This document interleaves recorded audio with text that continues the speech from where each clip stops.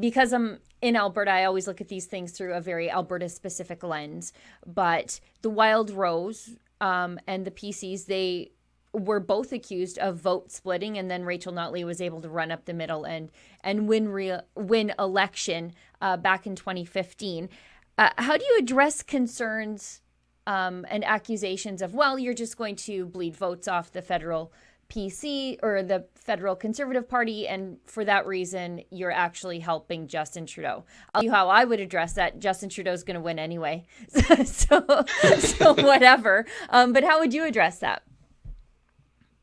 Well, I guess I'll start by the point that you just made for me, Sheila, is that, you asked me earlier in our conversation what drove me to take the stand that I have now.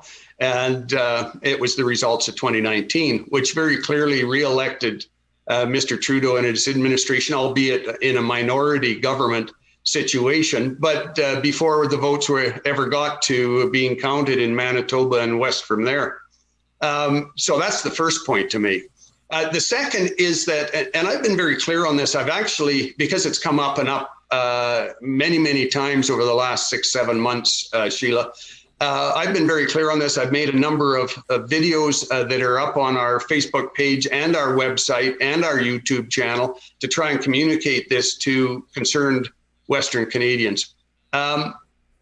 First of all, when I reflect back on my personal experience and that of the Reform Party that resulted in 3 successive Liberal majority governments under former Prime Minister Jean Chrétien, when I reflect back on that, the vast majority of vote splitting took place in central and eastern Canada, especially in Ontario, where the vast majority of the votes and seats are. I have already explained that Maverick's not going to run down there. So Mr. O'Toole and his Conservative Party can have a free run down there as long as they can keep Max Bernier and the PPC at bay. That'll be the only party, I suspect, that'll be seriously, at least potentially, splitting the vote down there with the Conservatives.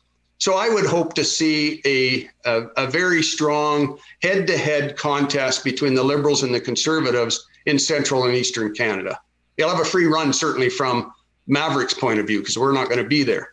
In the West, there's 104 ridings in the 4 Western provinces. We've identified over 40 that where the Conservatives won by such massive majorities, okay, 60, 70, in some cases 80% of the vote was cast in those ridings to Conservative candidates. Obviously, if you split those Conservative votes right down the middle, and we didn't draw a single vote from the NDP or Liberals in those ridings, and we only took Conservative votes, either a Conservative or a Maverick will be elected. There is no way that one of the other 3 parties is going to be elected in those ridings, simply because the people in those ridings by far predominantly support Conservative candidates. So what we've been saying is, yeah, there will be vote splitting in those ridings, but it'll only be a vote split between a Conservative and a Maverick.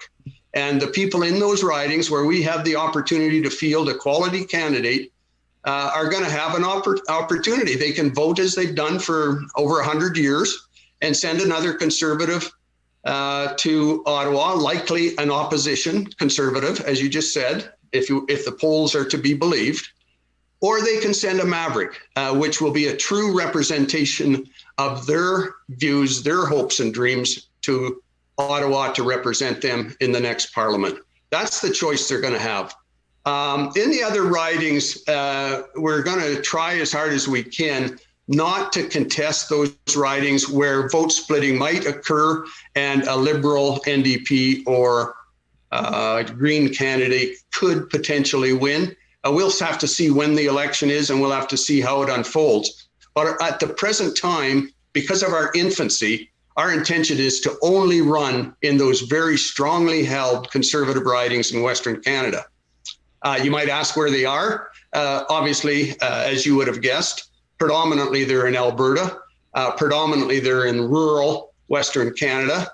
There's, I think, 30 of them. Of the 40 some are in Alberta. The remainder, there's quite a number, 8 or 9 in Saskatchewan, and then 4 or 5 in Manitoba, and the same in British Columbia. So those are the ridings we're focused on. And as I say, because we're very young and in organizing,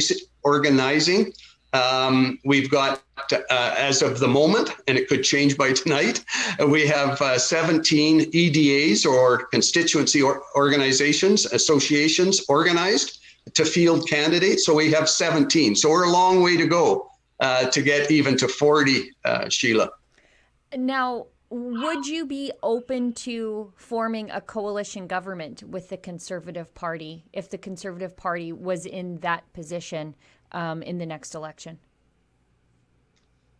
First of all, let me say that my role is not to lead Mavericks into the House of Commons.